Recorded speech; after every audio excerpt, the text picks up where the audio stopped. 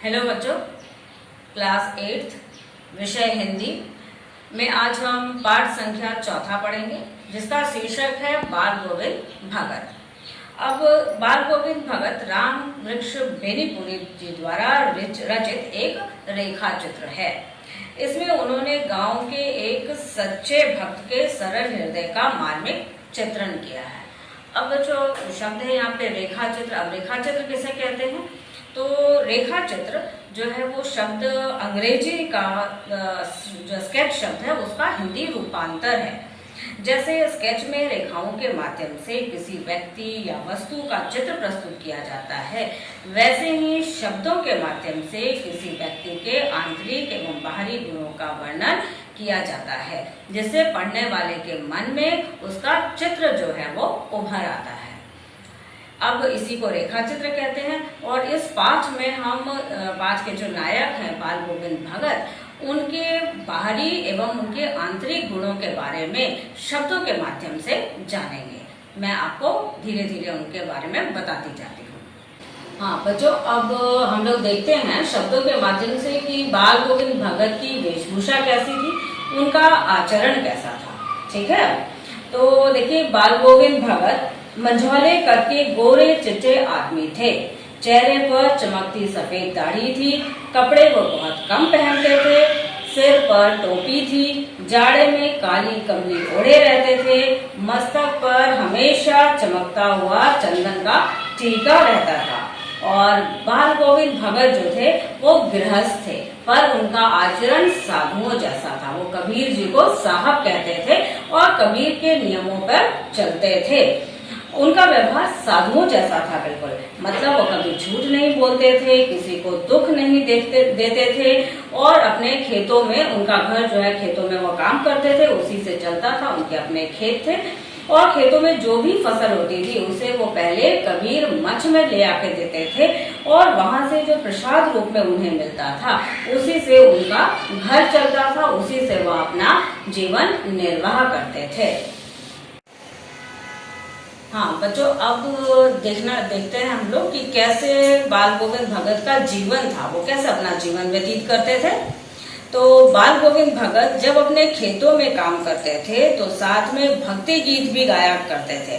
उनका गीत संगीत इतना खूबसूरत और सुंदर होता था कि सुनकर बच्चे झूमने लगते थे, महिलाएं सब गुनगुनाने लगती थी। सब और संगीत का जादू छा जाता था। गर्मियों में शाम को उनके घर में उनके मित्र लोग आ जाते थे और सब एक साथ मंडली मिलकर गाना बजाने का काम करते रहते थे। और बाल गोविंद भगत गाते गाते इतने मग्न हो जाते थे कि गाते गाते वे झूमने और नाचने भी लगते थे। तो दिन में सुबह उठते के साथ खेतों में काम करना, दिन भर इधर उधर काम करना, और इसके बाद रात में जो है वो शाम का समय वो गाने बजाने में अपना व्यतीत करते थे। इसी तरीके से उनका जीवन चलता था। एकदम सीधे और सरल व्यक्तित्व के व्यक्ति थे बाल गोविंद भगत। बच्चों, अब हमने अभी तक बाल गोविंद भगत के बारे में जितना जाना, उसके आगे देखिए कि बाल गोविंद भगत जो है वो गृहस्थ थे, है ना, क्योंकि उनका परिवार था, उनके बच्चे थे। अब गृहस्थ होने के बाद भी वो साधु थे, क्योंकि उनका आचरण साधुओं जैसा था। अब वैसे ही उनके बेटे की मृत्यु के बाद उनके जो विचार थे वो देखिए कैसे साधुवादी विचार थे। भगत जी का बेटा थोड़ा सुस्त था, इसलिए उसका वो विशेष ख्याल रखते थे। एक दिन वो चल बसा, लोग उनके घर पहुंचे।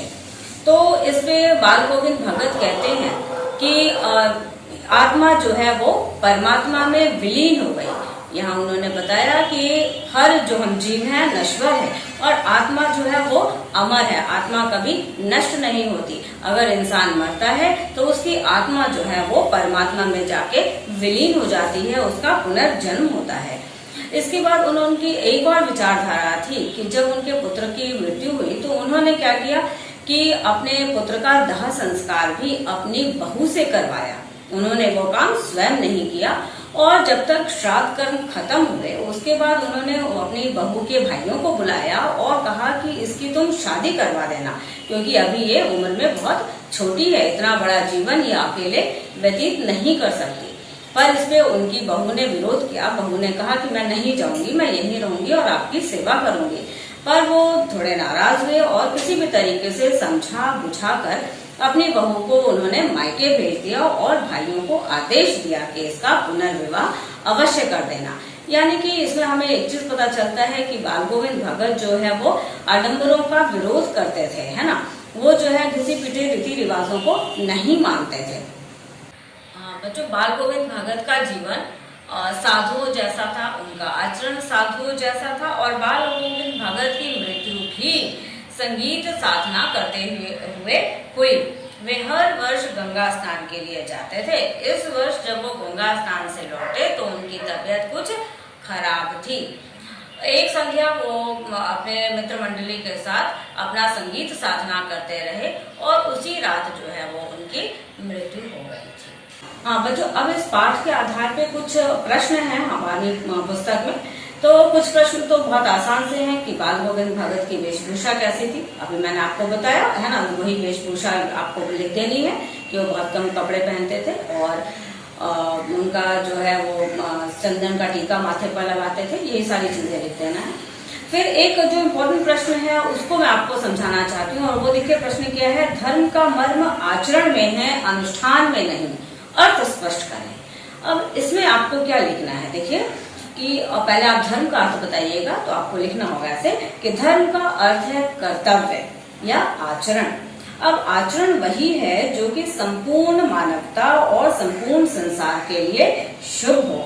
अपने लिए तो सभी जीते हैं पर संसार के लिए जीना ही महत्वपूर्ण है और महान गुण है।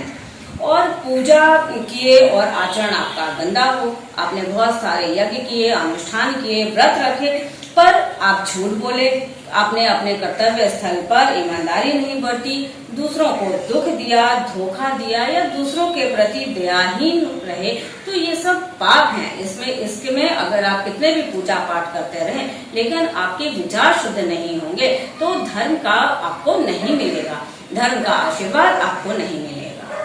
हाँ बच्चों, अब इस पाठ को आप फिर से पढ़िएगा और समझने का प्रयास कीजिएगा, प्रश्नों के उत्तर लिखने का प्रयास कीजिएगा। चलिए, थैंक यू।